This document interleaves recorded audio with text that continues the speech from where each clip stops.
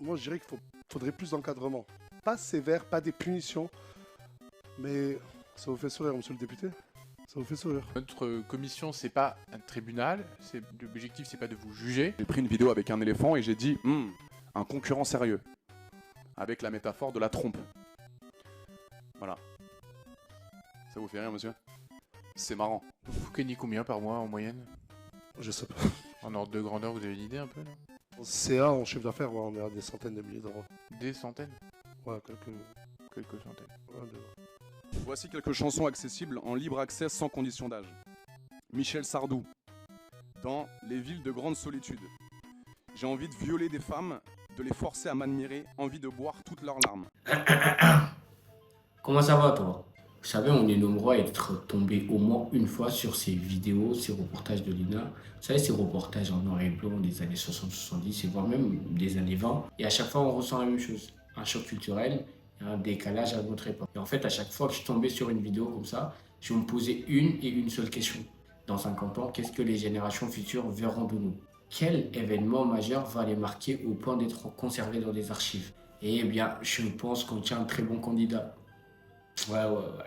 Cette scène irréaliste, enfin vraiment faut le dire, des influenceurs qui se retrouvent à l'Assemblée nationale face à des députés pour prouver que leur contenu n'a aucun impact, ou du moins aucun impact nocif sur les jeunes. Franchement, on vit une époque fascinante. Alors, plantons le décor. Alors, nous sommes mardi 10 juin, après-midi. L'Assemblée nationale organise une commission d'enquête sur les effets psychologiques de TikTok sur les mineurs. Donc, après avoir auditionné des experts dans ce domaine pendant plusieurs semaines, ils décident de faire passer à la barre 5 influenceurs populaires. Enfin, populaire, je dirais connu. Et le choix de ces 5 candidats n'est pas un hasard parce que c'est ces 5 noms qui sont ressortis parmi les plus controversés sur Internet. En gros, le public les a désignés comme les plus problématiques. Alors, on a qui dans cette belle brochette? On a Alex Hitchen, Adèle Laurent, Julien et Manon Tangi. Bon, je les connaissais pas, hein, je les ai connus très clairement en travaillant la vidéo. Et pour finir, Nasdaq. Franchement, on croirait un casting de télé-réalité. Dans la salle d'audition, on a d'un côté les députés, pas tous très au fait des réseaux sociaux parce qu'il y en a certains, ou même certaines qui l'admettent, comme quoi ils ne sont jamais allés sur TikTok tout simplement. Et de l'autre côté, on a les influenceurs. Donc deux mondes qui se rencontrent en terrain inconnu, ça ne pouvait faire que des étincelles. César Pétante, première audition,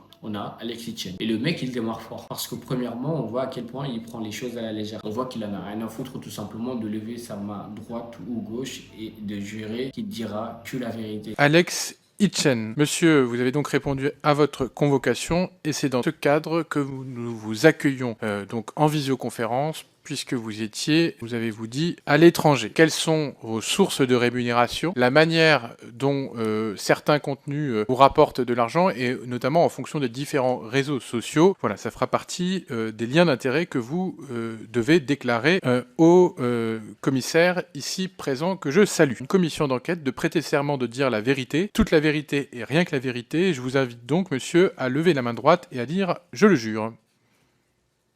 Je le jure. Alors, c'était la main gauche, mais c'est peut-être en... Ah, C'est peut-être inversé. voilà. C'est peut-être inversé, c'est ce qu'on soupçonnait ici même. Quoi qu'il en soit, on lit bien dans la bouteille dans le bon sens, donc vous avez levé la main gauche, mais on considérera que c'était la main droite. Voilà, donc je vous remercie, vous avez la parole pour ce propos liminaire. Après, il poursuit, il explique que ce qui marche sur ce réseau social, c'est-à-dire TikTok, c'est les contenus qui choquent. Mais les députés l'attendaient surtout au tournant par rapport à ses propos qui sont très limites sur les femmes. Là, Alex commence à s'agacer. Il accuse la commission de sortir ces phrases de leur contexte. Par exemple, quand vous dites vous prenez son téléphone, si elle refuse, c'est une pute, fin de relation, ou encore la majorité des femmes, énormément de PUTES, peu de filles bien, ça c'est des choses que vous avez dites. Déjà, vous remplacez pute par PUTES, c'est pour échapper à la modération. Est-ce que les propos que je viens de citer vous semblent contrevenir aux conditions générales d'utilisation de la plateforme et plus largement à la loi? Je pense que vous avancez un peu trop. Parce que Étant donné que ces propos, je vais Oui. terminer, s'il Oui. vous plaît. Parce que ces propos ont été prononcés dans un live YouTube, pas un live TikTok. Oui, mais Désolé. je veux dire, j'élargis. Je pense que ce type de contenu, vous pourriez l'avoir prononcé C'est sur une TikTok. promotion sur TikTok ou sur YouTube? En fait, on vise à spécifier les effets de TikTok par rapport aux autres plateformes. Donc, est-ce que ces propos, vous pourriez les avoir prononcés sur TikTok? Alors, les propos comme PUTES sur TikTok, C'est fort possible. Maintenant, si vous trouvez un extrait vidéo, je le fais, c'est avec plaisir. Mais en l'occurrence, les propos que vous venez de citer, je me rappelle très bien, et c'était sur un live YouTube. Donc il faut faire quand même la différenciation entre TikTok et YouTube. On demandera à YouTube. Et Et par exemple, je le dis souvent, une femme après 22 heures, qu'est-ce qu'elle fout dehors? Je ne sais pas sur quelle plateforme c'est. Ça, c'est des choses que vous avez dit sur quelle plateforme? encore une fois, ça c'est sur YouTube, monsieur. Hmm. Mais j'aurais très bien pu tenir ces propos sur TikTok, bien entendu. Bon. Maintenant, il aurait fallu peut-être conserver la vidéo originale. Le gros problème justement de TikTok, j'en parlais au début, et vous êtes en train de tomber dans le piège, je pense, c'est la désinformation.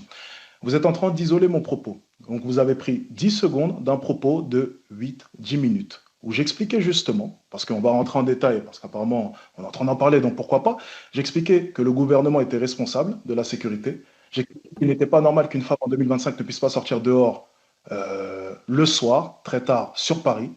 Et justement après, je parlais du fait que dans ce monde qui est dur, que fait une femme dehors après 22 heures? Et je poursuivais ensuite, il est préférable de sortir avec une amie, ou avec deux amis, ou avec un homme.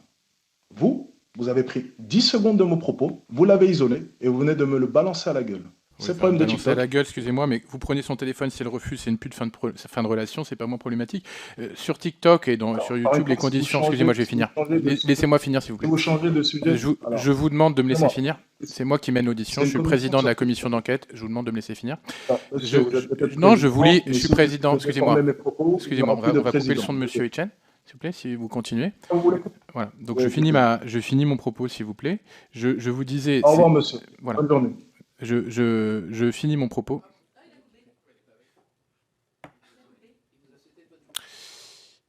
Bon, donc il est 16h24, l'audience est suspendue. Le temps de recontacter Monsieur Etienne pour l'informer qu'on ne peut pas quitter une audition sans qu'on lui ait suggéré. Et il faut dire que cette séquence a vraiment fait carton sur Internet. Et à mon avis, c'est exactement ce qu'il cherchait. D'ailleurs, ses fans, enfin, je vais pas dire ses fans, les gens qui le suivent sur Internet crient au génie et saluent son courage. Du coup, après le passage de Alexis Chen, on a Adé Laurent. Et lui, d'entrée de jeu, il rappelle son CV. Et il rappelle aussi qu'il a toujours respecté les règles, peu importe la plateforme, et encore plus sur TikTok. Et se dit même être victime de préjugés. Mais bon, les députés ne l'ont pas lâché pour autant. Sur tout ce dont il a été accusé, Adé ne se laisse pas faire, il se défend pied à pied et rejette très clairement la faute sur les plateformes qui, selon eux, sont incapables de filtrer les mineurs. Et ce qui me fume, c'est que il va même jusqu'à demander qu'on respecte sa liberté de création artistique. C'est un artiste.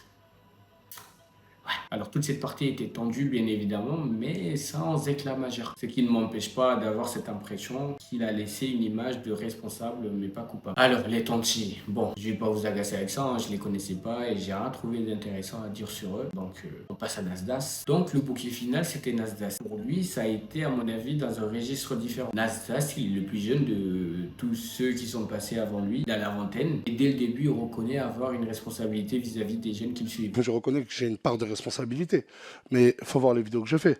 Quand moi, un gamin de 10 ans vient au quartier Saint-Jacques, et j'appelle de suite, premier réflexe, sa maman. Et quand sa maman me dit gardez-le avec vous, il vous aime trop. Vous ne pensez pas que les parents ont une part de responsabilité? Écoutez, je vous ai beaucoup écouté, enfin très peu, pour vrai dire, je vous ai pas... Juste là, avant de venir, je vous ai regardé, mais j'ai l'impression qu'on parle très peu des responsabilités des parents. Vous savez, moi je suis papa aujourd'hui, ça fait un an que mon fils est né. Je pense que si mon fils... à l'âge de ses 15 ans, il va aller voir Star, une personne influente. Je ne le laisserai pas. Je suis tombé, et je le jure, j'ai juré, j'ai fait serment, je ne peux que dire la vérité. Je suis tombé sur des cas par centaines où des parents me disent garde-le. J'ai cette responsabilité, oui, mais derrière mes vidéos, je le dis, arrêtez de venir. Je l'ai dit, et comme je vous l'ai dit, vous pouvez aller vérifier. Il lâche même. Il rappelle qu'il a récemment annoncé faire une pause des réseaux sociaux, surtout à cause de la pression et de la santé mentale. Sur la question des mineurs dans ses vidéos, Nasdas rejette la faute aux parents. Ironique, mais stratégiquement malin à dire devant les députés. Mais à la fin, on a tous pu voir qu'il était déçu. Il dit qu'il avait l'impression qu'on l'a spécialement convoqué pour le mettre en accusation personnelle et pas pour vraiment discuter du principal sujet, c'est-à-dire l'impact des influenceurs sur les jeunes. En gros, il a senti un procès d'intention plutôt qu'une réflexion de fond. Ce qui n'est pas forcément faux et c'était un peu le sentiment général. Un dialogue de sourds où chacun campe sur ses positions. Et du coup, si tu prends tout ça, forcément, ça va faire réagir les gens sur Internet. Beaucoup se sont moqués des influenceurs, leur manque de sérieux, leur manque de connaissance de la loi. Même une députée l'a fait. Franchement, cette scène, c'est de la télé-réalité pure et dure. On a eu droit à tous les ingrédients qui pouvaient rendre cette scène tiktokable. Et les gens, tu les connais, Ils n'ont pas loupé cette occasion. D'autres, à l'inverse, ont pris fait et cause pour les influenceurs. Par exemple, la fanbase de Alexis Chen voit en lui un héros anti-système. Certains vont même jusqu'à pronostiquer que ce coup d'éclat va forcément lui ramener de nouveaux abonnés. Le bad buzz est toujours du buzz, n'est-ce pas? Mais au-delà des moqueries et du spectacle, qu'est-ce qu'on retient de fond? Pas grand-chose de neuf, pour être honnête. On a surtout vu à quel point les influenceurs se considèrent ou se font passer pour des victimes. Victimes des médias, victimes des lois qu'ils ne comprennent pas visiblement, victimes de l'algo qu'ils ne contrôlent pas non plus. La remise en question a été très limitée, sauf peut-être pour Nasdaq, qui lui a quand même réussi à sortir du lot. On a senti chez certains une désinvolture extrême face aux institutions. Arthur Delaporte a même dit qu'il avait l'impression qu'il se moquait d'eux. En face, les députés n'ont pas réussi à sortir du lot non plus. Le format était solennel, des questions parfois à côté de la plaque, beaucoup de temps passé à faire la leçon sur la loi, la morale, et très peu finalement sur TikTok lui-même, son fonctionnement, ses dérives systémiques, etc. Et Nasdaq l'a relevé avec justesse. Bref, c'était plus une mise en scène politique qu'un vrai débat constructif. Au final, tout le monde semble perdant dans l'histoire, sauf peut-être pour la plateforme TikTok qui, lui, en attendant son tour, continue son business. En tout cas, cette journée du 10 juin aura été historique à sa manière. L'histoire retiendra et la France s'en souviendra. C'était drôle, faut l'avouer, mais en même temps effrayant de constater l'écart qu'il peut y avoir entre les politiques et la culture web. Comme je disais en impro, c'est révélateur de notre époque. Les gens connus sur Internet, c'est-à-dire les influenceurs, sont devenus assez importants pour être invités à l'Assemblée nationale, et pas assez préparés visiblement pour y répondre de façon exemplaire. La vraie question, c'est de savoir où est-ce que ça va mener tout ça. Est-ce que ça va mener à des lois plus strictes sur les contenus accessibles aux mineurs, à responsabiliser ces influenceurs, ou est-ce que ça va juste les rendre encore plus connus? On aura la réponse dans quelques mois avec le rapport final de la commission en septembre. En tout cas, si vous avez regardé ce cirque comme moi, n'hésitez pas à me dire dans les commentaires ce que vous en avez pensé. Bref, j'espère que tu as apprécié ce moment en ma compagnie. Et si tu as aimé la vidéo, tu connais la chanson, un petit like, petit abonnement, parce qu'il y a de grandes chances que ce soit pas fait. Et sur ce, moi je vous dis à la prochaine. Ciao! Fais-moi tourner, fais-moi danser, rends-moi loco, rentre dans mes pensées. Faut rien changer, tout ça c'est normal. J'aime les dangers, sois pas étonné. Ah, sakanananga, pose à coller là, après minuit. Bana balali, pindi kindi, allez vite, vite, vite,